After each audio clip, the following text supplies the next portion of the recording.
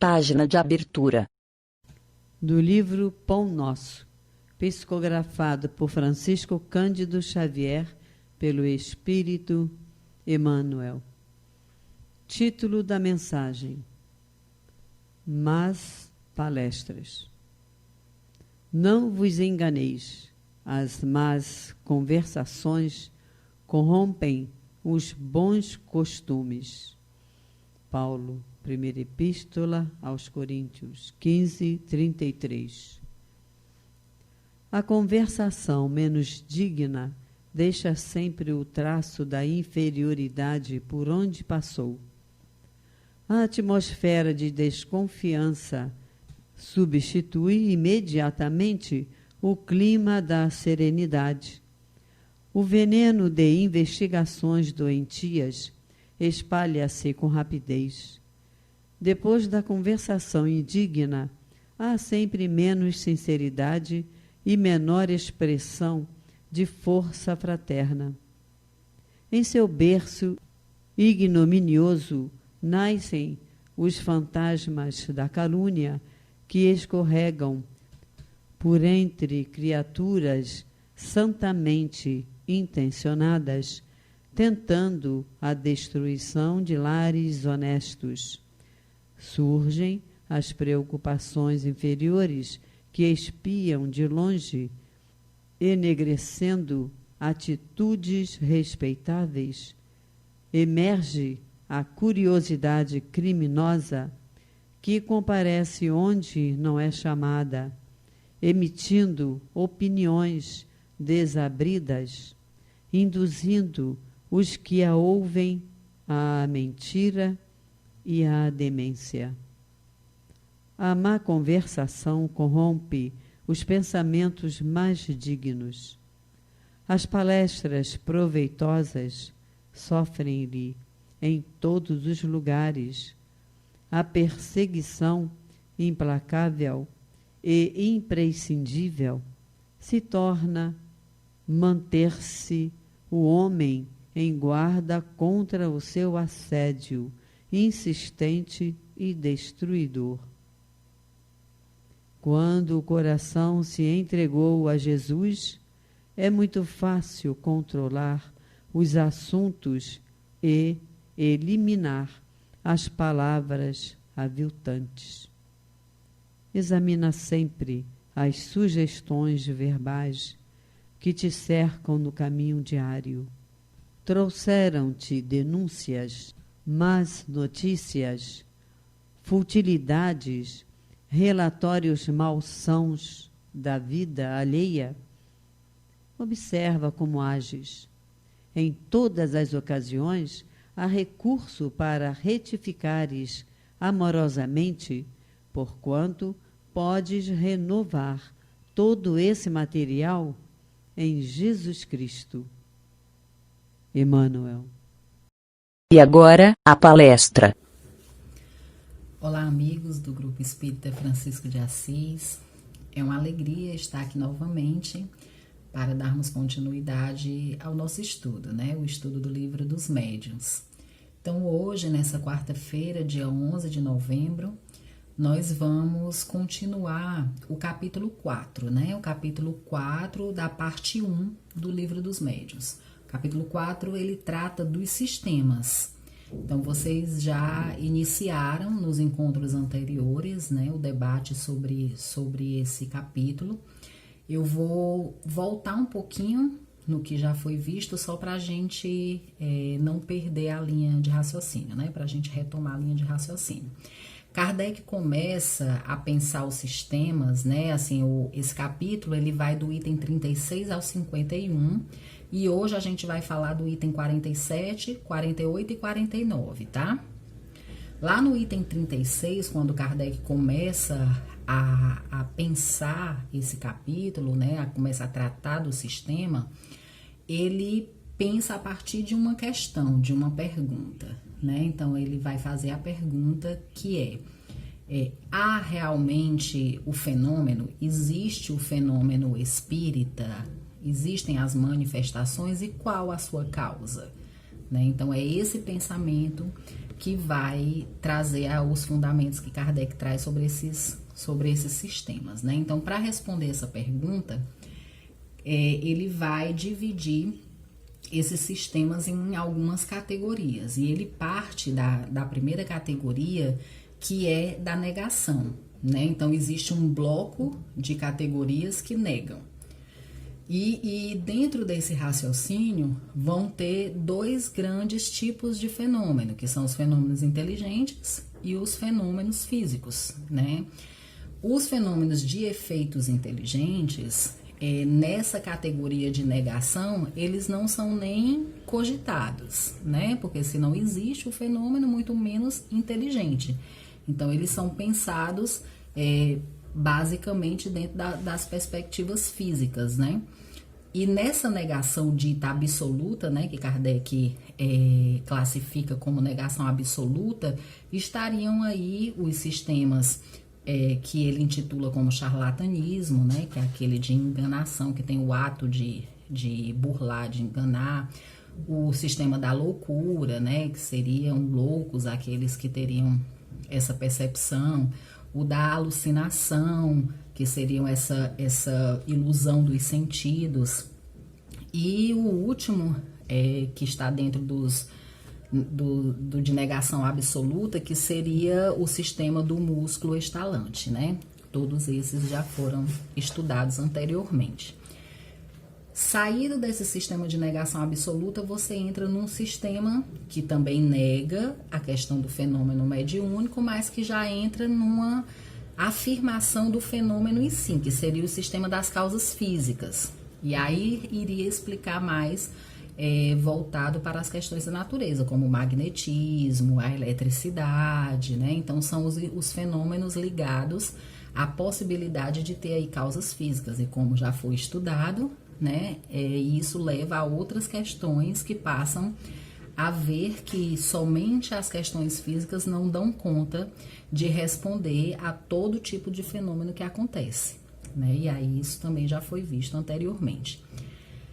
Passado esses efeitos, o estudo dos efeitos diretamente físicos, e aí Kardec começa a catalogar os que têm efeitos inteligentes, né?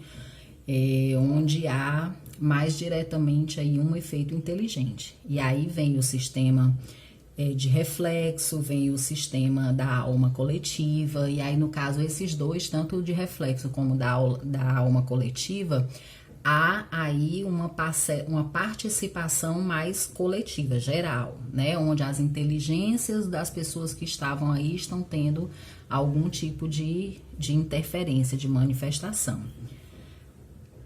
Passada essa parte de coletividade, aí vem um outro sistema que passa a individualizar aí a categoria, que aí entra no sistema sonambúlico, que já seria uma sobreexcitação das faculdades mentais do médium, né? Então aí já sai de uma categoria coletiva e passa a uma categoria mais individual, mas ainda assim numa defesa de que não se trata de mediunidade, mas sim de uma característica da alma, né? E aí são, em todos esses sistemas aqui, veja que há uma gradação no estudo, né? Então eu passo de uma negação absoluta para começar a entender que há o fenômeno, mas eu posso explicar de maneiras físicas. Aí eu começo a sair da parte física e entrar nas inteligências das pessoas presentes e vai afunilando até a gente conseguir chegar realmente na manifestação propriamente dita. Então veja que ele estudou todas as possibilidades de sistema e todas as nuances que podem existir em cada um desses sistemas, né? É muito interessante, eu acho fantástico como Kardec tinha muito tanto essa didática como esse cuidado, né, de pegar cada possibilidade, ver tudo que envolve aquela possibilidade e organizar esses argumentos de forma lógica, de um bom senso, assim, incrível. Né? E passado essa parte individualizante, né, saído do sonambulismo, que aí no caso aqui seria, ele trataria dessa característica da alma, né, passa para o passo seguinte, que seria o sistema pessimista. Aí aqui já existe uma inteligência externa agindo, mas no sistema pessimista, essa inteligência externa necessariamente seria algo diabólico, do demônio, sempre algo ligado ao mal, aos espíritos maus, e que somente esses teriam a condição de se manifestar, né? Então, tudo isso que eu falei até agora já foi visto anteriormente nos encontros passados, né? E aí no item 47, que é o item que realmente nós vamos iniciar hoje, nós vamos ter o sistema otimista, né? Então, ao contrário do sistema pessimista, que foi o último estudado, no sistema otimista seria a ideia de que só se comunicam os bons, né? Então, lá no pessimista só se comunicavam os maus, no otimista só se comunicam os bons. Somente os anjos, os bons espíritos, né? Os espíritos elevados. E é interessante a gente pensar nessa categoria com muito cuidado, né? Porque é algo que pode trazer uma repercussão muito séria. Ao contrário das categorias anteriores, que apenas nos distanciavam da verdade, do estudo, né? Ela pode nos levar intensamente ao erro. Porque a partir do momento que eu digo que só os bons se comunicam, eu justifico aceitar como verdade tudo que vem através de uma comunicação mediúnica, né? Então, eu estaria, qualquer mensagem que chegasse, eu teria que aceitar, né? Sem qualquer questionamento, sem qualquer avaliação, porque era um espírito bom que estaria trazendo, né? Então, esse sistema, ele tem uma característica interessante, que é o de saber que é possível sim ter a comunicação, há uma inteligência que está se comunicando, mas por outro lado ele traz o perigo, né, de aceitar tudo aquilo que vem do fenômeno mediúnico, né? E Kardec aponta para essa reflexão. O sistema seguinte, no item 48, vai ser o sistema uniespírita ou monoespírita. Esse sistema, ele defende que apenas um único espírito pode se comunicar. Apenas um espírito tem a capacidade de entrar em contato com o mundo material. Que esse espírito é Jesus, né? Somente o Cristo teria essa condição de comunicação. E é interessante que como Kardec coloca aqui, o quanto é irracional, né, e que não passaria por qualquer exame lógico ou do bom senso esse sistema, né? Dado que, imagine o quanto de comunicações que a gente tem contato com cunho baixo, né, com mensagens difíceis, com mensagens que levam à desordem, que trazem, por exemplo, mensagens de baixo calão, né? Então, como a gente entender que o Cristo estaria passando uma mensagem como essa, né? E os defensores desse sistema, né, entendem que da mesma maneira que lá no pessimista os demônios trazem mensagens boas para ludibriar, para enganar, para disfarçar, o Cristo também poderia estar trazendo mensagens ruins para testar, para ver se aquele que está recebendo se colocar à prova aquele que está recebendo aquela mensagem, né? O que não condiz em nada à razão, ao bom senso, né? Assim, a gente pensar que alguém na condição de Jesus, né, com a sua elevação, com a sua capacidade moral, necessitaria de artifícios como esse para poder estar testando ou para poder ter qualquer outra finalidade com os espíritos encarnados, não satisfaz a qualquer ordem lógica, né? Então Kardec já já nos aponta aí que esse sistema é de uma fragilidade muito grande, que cairia por terra muito facilmente. Né? E no item 49 vamos ter o sistema multiespírita ou poliespírita. E aí sim, esse sistema vai tratar propriamente do que a gente estuda na doutrina espírita, né? Ele vai tratar de itens bem importantes. Eu vou até pegar aqui diretamente no livro, né? Para que a gente veja esses itens com bastante cuidado, né? No item 49, nós vamos ter, olha, interessante como ele faz até uma analogia aqui da casa, né? Se eu tenho uma casa que de um lado tá pintada de branca, de um lado tá pintada de vermelho, quem tá do lado vermelho e consegue somente ver essa parte, vai dizer que a casa é vermelha. Ao passo que quem tá do outro lado, olhando para a parte branca, vai dizer que a casa é branca, né? E nenhum dos dois estão errados e, ao mesmo tempo, não tem a visão geral da verdade, né? Então, a reflexão que Kardec traz aqui é que muitas vezes nós temos parcelas da verdade. E a ideia é que nesse sistema, que é o que a proposta da doutrina espírita, a gente possa ampliar o nosso conhecimento para as leis gerais do universo, né? E ele diz assim, a opinião que se forme do espiritismo pode ser verdadeira a certos respeitos e falsa se generalizar, o que é parcial, e se tomar como regra o que constitui exceção, como todo o que é apenas a parte. Ou seja, de todos esses sistemas que nós falamos anteriormente, né, com exceção dos negacionistas, né, mas o que trata do magnetismo, o que trata de leis físicas, o que trata do sonambulismo, o que trata da comunicação dos demônios, todos eles de fato acontecem, né? Todos eles são parcelas da verdade. O que a gente não pode é entendê-los como sendo a explicação geral de tudo,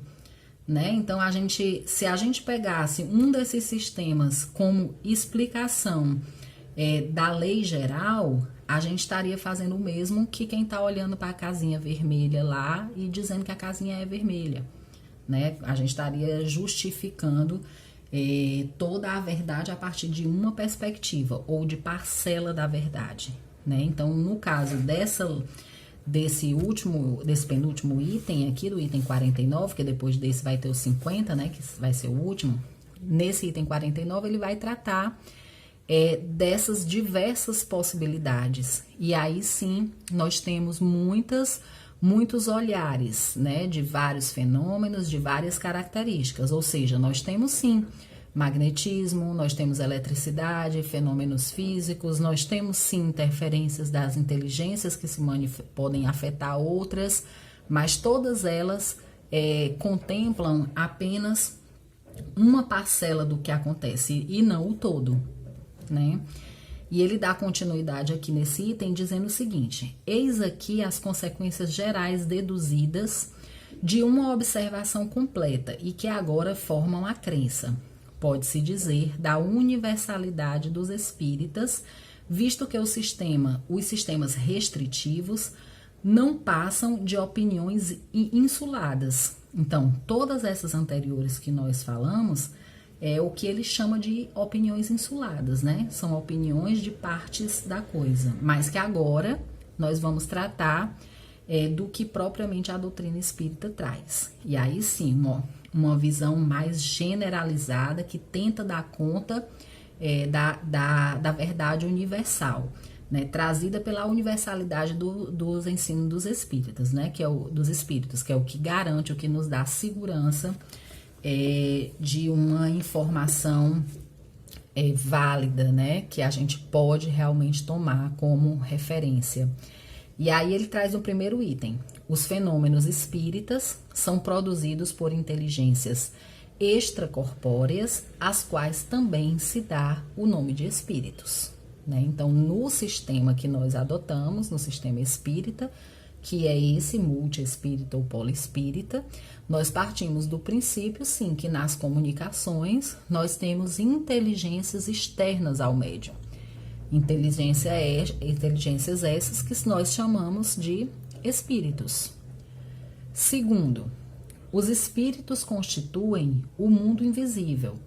Estão em toda parte, povoam infinitamente os espaços, temos muitos de contínuo em torno de nós, com os quais nos achamos em contato, né? Então, ele aponta que espíritos existem em todo lugar, né? Então, espíritos povoam todo o universo, inclusive existem sempre aqueles ao redor de nós, né?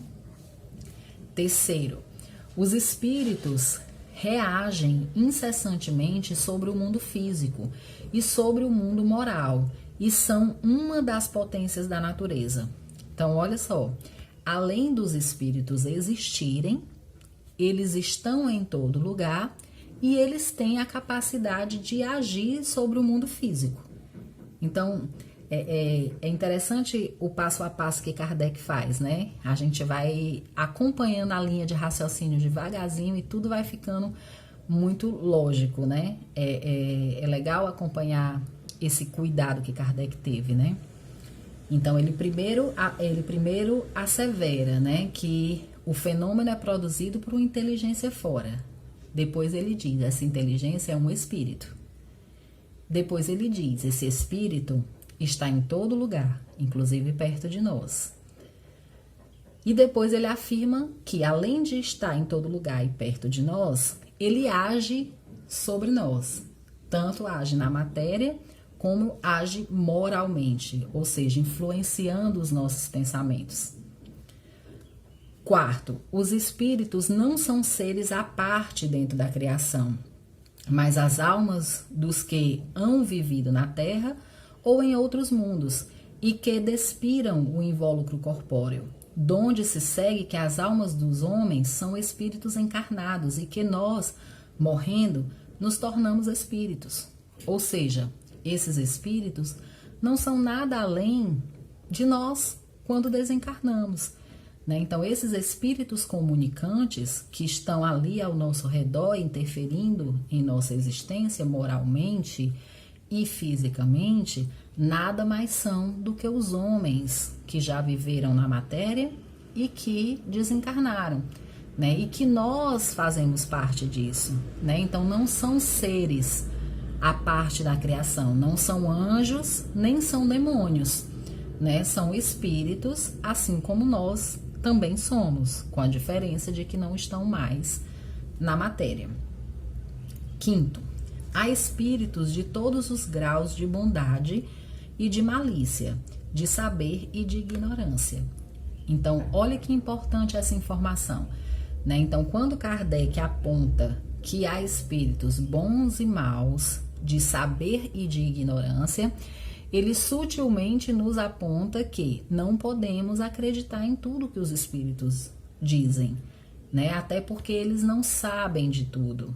Assim como nós, encarnados, temos vários níveis de compreensão, assim também são os espíritos. Então, no mundo espiritual, que são apenas esses seres que não são a parte da criação, mas nada mais são do que os homens que desencarnaram, nós não precisamos esperar que eles sejam anjos, que eles sejam grandes sábios, nem mesmo que eles sejam maus, como os sistemas anteriores apontavam, né? São seres que, assim como nós, né, têm a sua própria condição evolutiva e que trarão para nós mensagem de acordo com a sua condição. Alguns trarão informações além da que nós sabemos, porque estão passos acima dos nossos, como também alguns trarão informações errôneas, terão más intenções, porque são espíritos que ainda vibram nessa sintonia. Sexto, todos estão submetidos à lei do progresso e podem todos chegar à perfeição. Mas quando tem livre-arbítrio, lá chegam em tempo mais ou menos longo conforme os seus esforços e bondade. Ou seja, a lei de evolução, assim como rege a nós encarnados, não muda em relação aos desencarnados, né? Então, se eu entendo que esses seres que se comunicam são espíritos e que esses espíritos são os mesmos seres que estavam no corpo e que apenas perderam o corpo, eu entendo que eles estão também sujeitos à lei do progresso, da mesma maneira, né? Então, não é porque eles estão no mundo espiritual que eles evoluíram de repente. Então, se eles estão no mundo espiritual, eles continuam do outro lado, né? Da mesma maneira que estavam aqui, eles só estão despidos da matéria. Essas informações parecem ser assim repetitivas, né? Quando a gente assim tá lendo, assim, para nós que somos espíritas, às vezes parece bem óbvio. Mas quando a gente para pensar o quanto foi importante Kardec deixar isso muito bem amarrado, muito bem registrado, né? Porque isso traz repercussões muito sérias, né? Quando eu entendo claramente quem são esses espíritos que se comunicam, isso me dá uma capacidade muito maior de análise das comunicações. Isso me dá uma possibilidade de saber com quem eu estou lidando no momento de uma comunicação. Nem vou tratar como alguém superior, nem vou tratar como um demônio ou alguém que quer me fazer mal, né? Vou poder ter a condição de diálogo da mesma maneira que eu tenho na Terra, né? Aberta a entender quem é essa pessoa, sem aceitar as coisas cegamente e nem sem condenar ou julgar previamente, mas sim estar aberto a entender que ali se encontra um ser como eu, né, que pode estar em passos evolutivos a mais ou a menos, né? E é isso que essa mensagem, né, que esse estudo nos aponta, o que é muito importante para o estudo mediúnico, né? 7º, são felizes ou infelizes de acordo com o bem ou o mal que praticaram durante a vida e com o grau de adiantamento que alcançaram.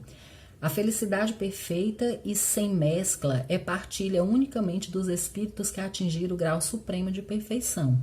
Ou seja, esses espíritos que se comunicam conosco podem ser felizes ou não, de acordo com a sua condição, de acordo com suas ações, suas vivências nas suas últimas existências, assim como serve de exemplo para nós, né? Se nós queremos estar bem no mundo espiritual, né, que possamos ter essa vivência aqui na Terra, alcançando esses objetivos. 8º, todos os espíritos, em dadas circunstâncias, podem manifestar-se aos homens. Indefinido é o número dos que podem comunicar-se, né? Então, outra coisa bem simples, que a gente acha que até nem talvez não precisasse ser dito, mas que Kardec faz questão de deixar claro. Todos os espíritos podem se manifestar. Então, quando a gente diz todos, quando ele coloca esse pronome relativo aqui, todos, ele é muito claro, né? Não tem exceção. Qualquer um pode se comunicar. Do mais baixo nível ao mais alto nível pode se comunicar, né? Então, isso nos dá uma mais ampla possibilidade de cuidado e de análise nas comunicações.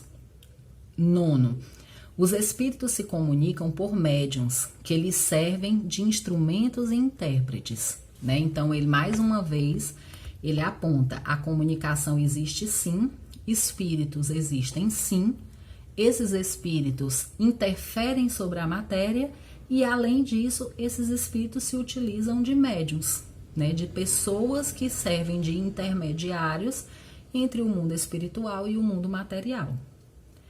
10ª, reconhecem-se a superioridade ou a inferioridade dos espíritos pela linguagem que usam. Os bons só aconselham o bem e só dizem coisas proveitosas. Tudo neles lhes atesta a elevação. Os maus enganam e todas as suas palavras trazem um cunho da imperfeição e da ignorância, né? Então, Kardec já nos dá aí um indício de como podemos avaliar as comunicações, né? Através da linguagem, através do conteúdo, através das consequências às quais irão levar o que aquela mensagem está trazendo, né? Então, ele já nos deixa essa orientação, inclusive ele também aqui aponta a necessidade da gente estudar a escala espírita, né? Lá no Livro dos Espíritos.